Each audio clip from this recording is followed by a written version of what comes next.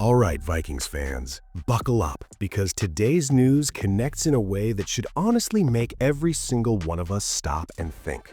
What if I told you the future of our star wide receiver and the wild Lamar Jackson rumors might actually be part of the same conversation about where this franchise is headed in 2026? Because that's exactly what it feels like right now. We're sitting here hearing reports that the 49ers, yes, that team, are sniffing around our young, talented receiver, who's supposed to be a core piece next to Justin Jefferson.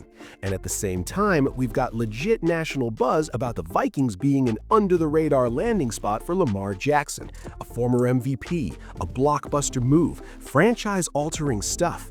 And I'm telling you right now, you don't float rumors like this unless something bigger is brewing behind the scenes. Are the Vikings quietly reevaluating who stays, who goes, and how aggressive they're willing to be at quarterback? Is this front office playing chess while the rest of the league plays checkers? Or are we about to walk into cap hell and regret it?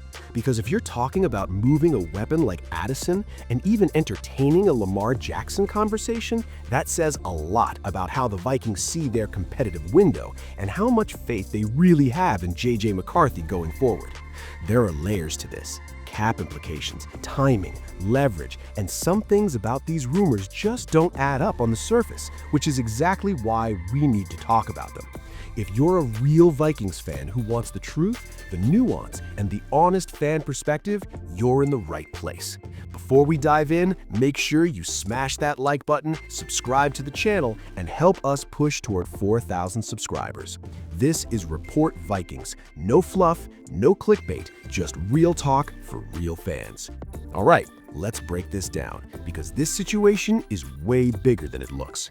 All right, Vikings fans. Take a deep breath with me for a second, because news story number one is one of those reports that makes you stop what you're doing, check the source, refresh Twitter 3 times, and say out loud, "Wait, what?" I'm talking about this bombshell report involving Jordan Addison and the idea that the San Francisco 49ers are aggressively interested in trading for him, and more importantly, why this is even being discussed in the first place. As a Vikings fan, as the host of Report Vikings, as someone who has defended Jordan Addison since day one, this report honestly made my head spin. Strong opening reaction, because let me say this right off the top, trading Jordan Addison right now would be one of the most controversial, emotional, and franchise-altering decisions this front office could make.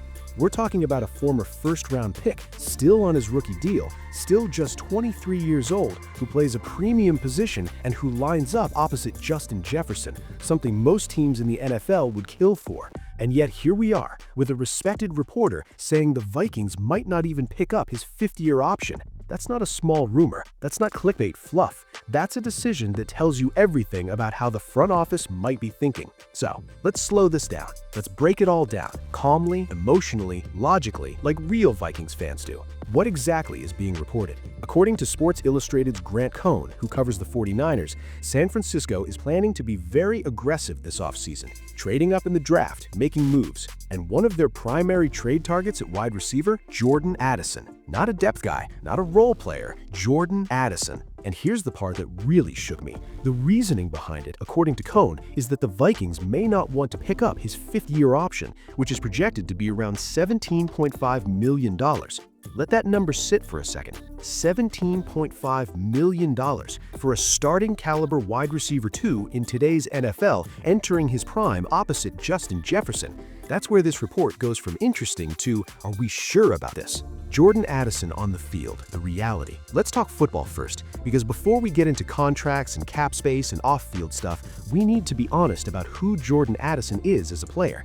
This is a guy who was the 23rd overall pick, had an excellent rookie year, showed real chemistry with multiple quarterbacks, has proven he can win inside and outside, is a legitimate deep threat and red zone weapon. Yes, 2025 was a down year statistically, but come on, Vikings fans, we all know why. The quarterback play just wasn't consistent enough. J.J. McCarthy struggled. The offense never really found rhythm. Drives stalled. Timing was off. That affects receivers more than anyone. And even with that, defenses still had to account for Jordan Addison, because you can't just double Jefferson every snap and ignore the other side. That's the beauty of having Addison. He punishes defenses that overcommit. Why this matters so much strategically. This is the part I want fans to really think about. Having Justin Jefferson and Jordan Addison together is not a luxury, it's a strategic advantage. It makes life easier for a young quarterback, forces defenses into lighter boxes, opens up the run game, prevents constant bracket coverage on JJ, gives Kevin O'Connell flexibility with formations and matchups. Take Addison away, and suddenly the entire offense becomes easier to defend. Now you're asking role players to step into pressure situations. Now defenses roll coverage even harder to Jefferson. Now margins get thinner. That's not theoretical. We've seen it before. The cap argument. Does it actually hold up? Now let's talk money, because I know some of you are already typing, "Victor, we can't pay 2 wide receivers big money." Here's my issue with that argument. First of all, Addison's 5th-year option isn't even market value for a wide receiver of his caliber anymore. We're seeing wide receiver 2 contracts explode past that number. Second, and this is important, the option is not a long-term commitment. It buys you time. It gives you flexibility. You don't have to extend him immediately. You don't have to commit beyond that year. You simply keep your elite offensive structure intact while you figure out the bigger picture. Letting him walk or trading him because of a $17.5 million option feels premature. The off-field concerns, fair or overblown? Now, we can't ignore the elephant in the room. Jordan Addison has had off-field issues, multiple run-ins, most recently the trespassing arrest, which, yes, was dropped. He also had that first-quarter suspension in London, which didn't sit well with a lot of fans. So I get it. I understand why some people are uneasy. But here's where I land. None of these incidents involved violence, none resulted in long-term suspensions, none suggest he can't play or prepare, and none so far have escalated year over year. Is it something the team should monitor? Absolutely. Is it reason alone to move on from a premium talent? I don't think so, especially when you're trying to stabilize a young offense. The 49ers angle. Why them? Why now? Now let's flip the lens to San Francisco. Why do the 49ers want Jordan Addison so badly? Simple. They're a win-now team. They have weapons, but they're constantly searching for that extra edge. They know what it's like to face Addison. Remember that touchdown against them at US Bank Stadium? They want someone young, explosive, and under team control. And from their perspective, trading picks for Addison makes total sense. From our perspective, that's where things get complicated.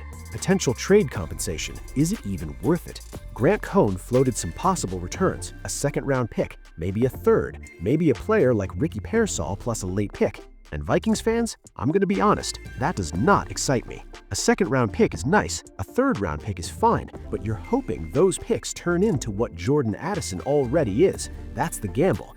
We've been on both sides of that gamble before. Sometimes it works, sometimes it doesn't. And when it doesn't, you feel it for years. My personal take, what would I do? If I'm running the Vikings, I pick up the 5th-year option, no hesitation. I keep Addison paired with Jefferson. I give my young quarterback every possible advantage. I monitor the off-field stuff closely. I reassess later. Because once you trade a talent like this, there's no undo button. And I don't want to look back in 3 years saying, man, imagine if JJ still had Addison next to him.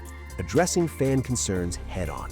I know some fans are saying, we need defense more. We need cap space. We can draft another receiver. All fair points. But championships aren't won by constantly subtracting elite talent. They're won by maximizing it at the right time. And with Justin Jefferson entering his prime, this is the right time. Now, here's where things get really interesting, because this Jordan Addison situation doesn't exist in a vacuum. There's another rumor floating around the league right now, a massive one, that if even remotely connected to this, could explain everything we're hearing. A rumor involving a superstar, a rumor involving the quarterback position, and a rumor that could completely reshape the Vikings' future overnight. That's coming up next, and trust me, you're not going to want to miss it. All right, Vikings fans, let's pick this right back up, because this is where things go from interesting to what direction is this franchise actually going? Because if you listen closely to that Jordan Addison story, the trade rumors, the 5th-year option hesitation, the cap conversations, there's a bigger question sitting underneath all of it. And that question is simple. What are the Minnesota Vikings trying to be right now?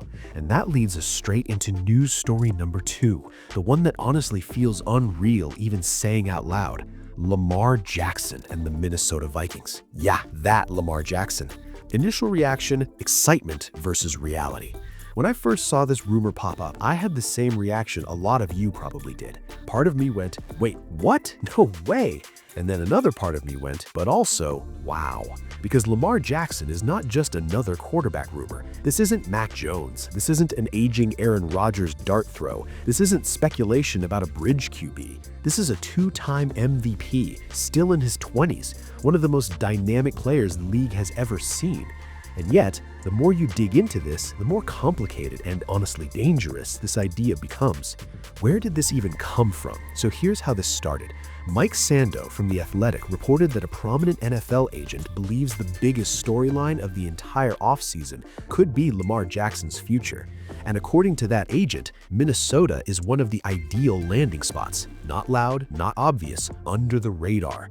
And the hypothetical framework? J.J. McCarthy going to Baltimore, Lamar coming to Minnesota. Both QBs getting a fresh start. On paper, it's blockbuster. It's headline grabbing. It's jersey sales through the roof stuff. But Vikings fans, this is where we need to slow down and think like a front office, not just dream like fans. Lamar Jackson, the player? No debate. Let's get this out of the way immediately. Lamar Jackson is elite. Two-time MVP, defenses have to completely change how they play. He elevates average offenses. He's a nightmare on third down. He's a walking highlight reel. When healthy, he gives you a legitimate Super Bowl window. There is zero debate about Lamar's talent. If the question were simply, would Lamar Jackson make the Vikings better on the field, the answer is absolutely yes. But that's not the real question. The contract reality, this is where it gets ugly. Lamar Jackson carries a $74.5 million cap hit in both 2026 and 2027. Let me say that again, $74.5 million per year. And the Vikings are already projected to be over the cap. That's not tight, that's not a little tricky, that's a full-on financial chokehold. To make that work, you're not just restructuring deals, you're gutting the roster. Now connect this to Jordan Addison, and this is where the Addison rumors suddenly make a lot more sense. Because if you're even entertaining a Lamar Jackson trade, what do you need? Cap flexibility, draft capital, cheap contributors. And what does trading Jordan Addison give you? Picks, cap relief down the road, a reset at wide receiver 2. So now ask yourself, is Addison being discussed because of discipline issues or because the front office is quietly preparing for something way bigger? That's the connection that should make every Vikings fan pause. What would the trade cost? Let's be honest here. Baltimore is not giving up Lamar Jackson for cheap. You're talking J.J. McCarthy, multiple first-round picks, possibly additional picks or players. So now think about what the Vikings would look like after that trade. You'd have Lamar Jackson, Justin Jefferson, very limited draft capital, very little cap space, and major holes on defense. Cornerback, safety, defensive line, running back, center. Those problems don't disappear just because you have Lamar. Kevin O'Connell and Lamar. Scheme fit? This is another layer fans need to consider. Kevin O'Connell's offense is built on timing, precision, progressions, pocket structure. Lamar thrives in chaos, in movement, in improvisation. Could KOC adapt? Sure. But you're not just plugging Lamar into the existing system, you're rebuilding the offense around him. That's not a one-year adjustment, that's a philosophical shift. The risk factor, injuries, and sustainability. Another uncomfortable truth, Lamar has missed time, a lot of it. And when you invest that much cap and that many picks into one player, the margin for error disappears. One injury-heavy season, one early playoff exit, you're stuck. No reset button, no flexibility, no easy way out.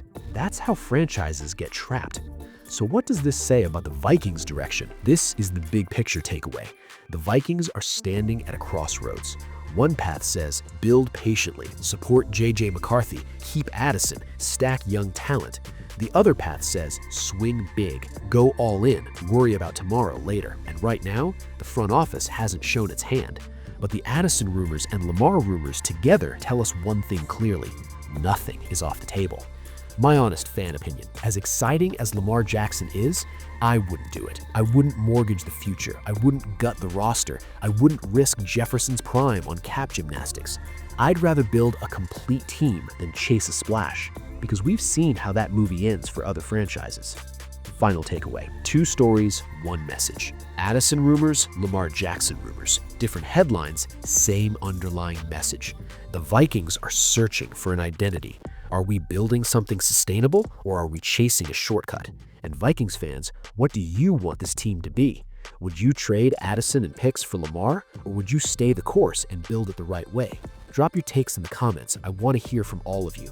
And if you enjoyed this breakdown, hit that like button. It helps the channel more than you know. Make sure you're subscribed to Report Vikings. We're pushing hard for that next milestone. And turn on notifications, because with this offseason coming up, things are only going to get crazier. Skull Vikings.